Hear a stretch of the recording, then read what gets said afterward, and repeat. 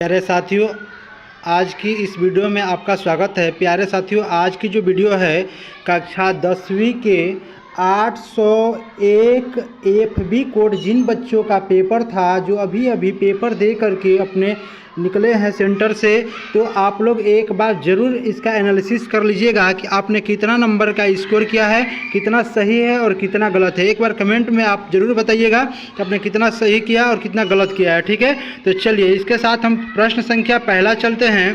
पहला नंबर प्रश्न है, चंद छंद वर्णन के महिमा के लेखक हैं। देखिए इसका जो राइट आंसर हो जाएगा साथियों, इसका ए नंबर हो जाएगा। कौन सा?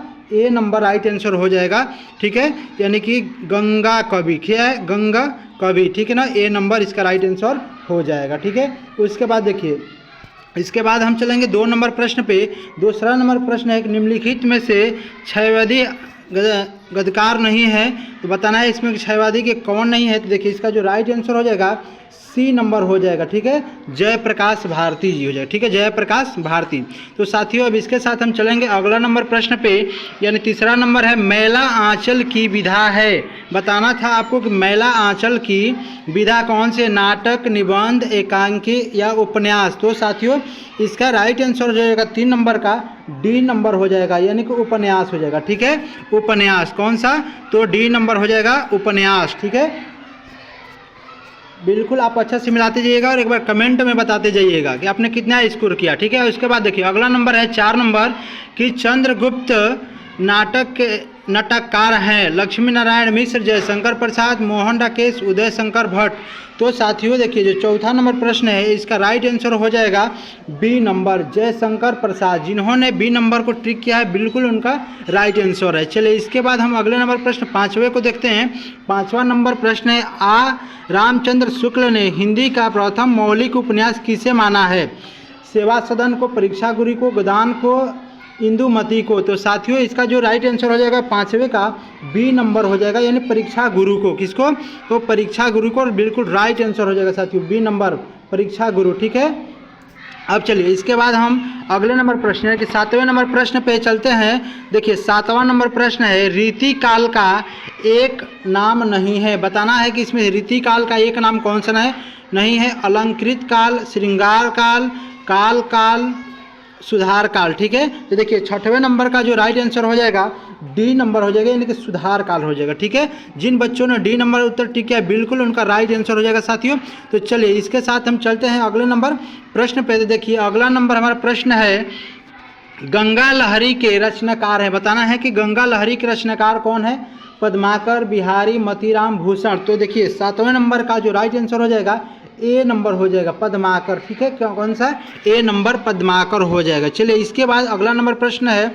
देखिए अगला नंबर प्रश्न है, तार संपादक के कवि को राहों के अन्वेषी किसने कहा? प्रभाकर माचवे ने, नेमिचंद्र जैनी ने, अगे ने, रामविलास शर्मा ने। देखिए 8वें नंबर का जो राइट आंसर हो जाएगा वो सी नंबर हो जाएगा साथियों, यानी कि अगे। क्या हो जाएगा? अगे। आप बिल्कुल सी नंबर आंसर को टिक कर लीजिएगा। ठीक है, चलिए इसके बाद अगला नंबर प्रश्न है। ठीक है, हिंदी साहित्य में प्रगतिवाद की समय सीमा है। बताना है कि हिंदी साहित्य में प्रगतिवाद के समय सीमा क्या था? तो देखिए 9वें नंबर का जो आंसर हो जाएगा राइट आंसर डी नंबर हो जाएगा। कौन सा? डी नंबर हो जाएगा साथियों। ठीक है, जिन बच्चों ने डी आंसर टिक किया है बिल्कुल उनका राइट आंसर हो जाने वाला है। ठीक है, इसके बाद चलिए अगला नंबर प्रश्न है कि धनुष भंग की कथा रामचरितमानस के किस कांड में उद्धृत है? अयोध्या कांड, बाल कांड, उत्तरकांड, सुंदर कांड। तो साथियों 10वें नंबर का जो राइट आंसर हो जाएगा बी नंबर हो जाएगा, यानी कि बाल कांड। कौन सा? तो बाल कांड हो जाएगा। जिन बच्चों ने बी नंबर को टिक किया है बिल्कुल उनका राइट आंसर हो जाने वाला है। ठीक है, तो साथियों चलिए इसके बाद हम चलेंगे अगले नंबर प्रश्न पे। देखिए अगला नंबर प्रश्न है कि वीर रस का अस्थाई भाव क्या होता है? उत्साह, क्रोध, उमंग, रति। तो देखिए वीर रस का अस्थाई भाव होता है वो उत्साह होता है। क्या होता है भाई? तो उत्साह होता है, यानी कि ए नंबर राइट आंसर हो जाएगा। कौन सा आंसर होगा? ए नंबर राइट आंसर हो जाएगा। चलिए इसके बाद हम अगले नंबर प्रश्न पे चलते हैं। प्रश्न संख्या 12वां है कि दोहा छंद के प्रथम एवं द्वितीय तृतीय चरण के कितनी मात्राएं होती है? देखिए 12वें का जो उत्तर हो जाएगा बी नंबर हो जाएगा। कौन सा? तो बी नंबर उत्तर हो जाएगा 13 हो जाएगा। ठीक है, कौन सा? B number. ठीक है, बिल्कुल राइट आंसर हो जाएगा कौन सा, बी नंबर हो जाएगा। चलिए अब इसके बाद हम चलते हैं अगले नंबर प्रश्न पे। देखिए अगला नंबर प्रश्न है, पीपर पात सरिसमन डोला में अलंकार है, रूपक उत्प्रेक्षा अनुप्रास उपमा। तो देखिए 13वें नंबर का जो राइट आंसर हो जाएगा डी नंबर हो जाएगा। कौन सा, डी नंबर। जिन बच्चों ने डी नंबर क्लिक किया है उनका बिल्कुल राइट आंसर हो जाने वाला है। उसके बाद देखिए अगला नंबर प्रश्न है 14 नंबर, सहपाठी शब्द में उपसर्ग है, बताना है कि सहपाठी शब्द में उपसर्ग क्या है। तो देखिए बिल्कुल इजी प्रश्न दिया गया है ये, ठीक है, ये सभी बच्चों का सही हो गया होगा। तो देखिए इसका राइट आंसर कौन सा हो जाएगा कि सी नंबर हो जाएगा। कौन सा, सी नंबर। जिन बच्चों ने सी नंबर क्लिक किया उनका बिल्कुल राइट आंसर हो जाएगा साथी, ठीक है। उसके बाद चलिए अगला नंबर प्रश्न है, राम कृष्ण में समास है, राम कृष्ण में कौन सा समास है, बताना है आपको राम कृष्ण में कौन सा समास है। तो देखिए राम कृष्ण में जो समास होगा डी नंबर हो जाएगा, यानी कि द्वंद्व समास हो जाएगा। कौन सा, द्वंद्व समास हो जाएगा। कौन सा, डी नंबर, द्वंद्व समास, ठीक है।